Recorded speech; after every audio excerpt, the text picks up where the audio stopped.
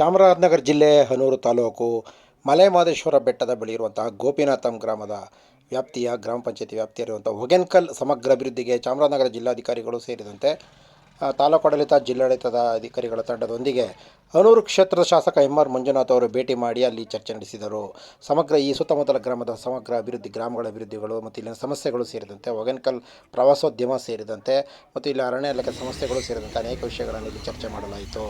ಮತ್ತು ಈ ಗಡಿ ಭಾಗದಲ್ಲಿರುವಂಥ ಸಮಸ್ಯೆಗಳು ಮತ್ತು ಪ್ರವಾಸಿ ತಾಣವನ್ನು ಅಭಿವೃದ್ಧಿಪಡಿಸುವ ಬಗ್ಗೆ, ಹೊಗೆನಕಲ್ ಸಮಗ್ರ ಅಭಿವೃದ್ಧಿಯ ಬಗ್ಗೆ ಚಿಂತನೆ ನಡೆಸುವುದರಲ್ಲಿ ಸರ್ಕಾರ ನಾವು ಹಿಂದೇಟು ಹಾಕುವುದರಲ್ಲಿ ಅರ್ಥವಿಲ್ಲ. ಇದನ್ನು ಬೇಗ ಕಾರ್ಯಕ್ರಮಗಳು ಇಲ್ಲಿನ ಅಭಿವೃದ್ಧಿಗೆ ಸಾಕಷ್ಟು ಹಣ ಮತ್ತು ಅಭಿವೃದ್ಧಿಯ ಬಗ್ಗೆ ಚಿಂತನೆ ನಡೆಸಬೇಕು ಅಂತ ಅವರು ಜಿಲ್ಲಾಡಳಿತ ಮತ್ತು ತಾಲೂಕು ಆಡಳಿತಕ್ಕೆ ಸರ್ಕಾರಕ್ಕೆ ಒತ್ತಾಯ ಮಾಡಿದರು.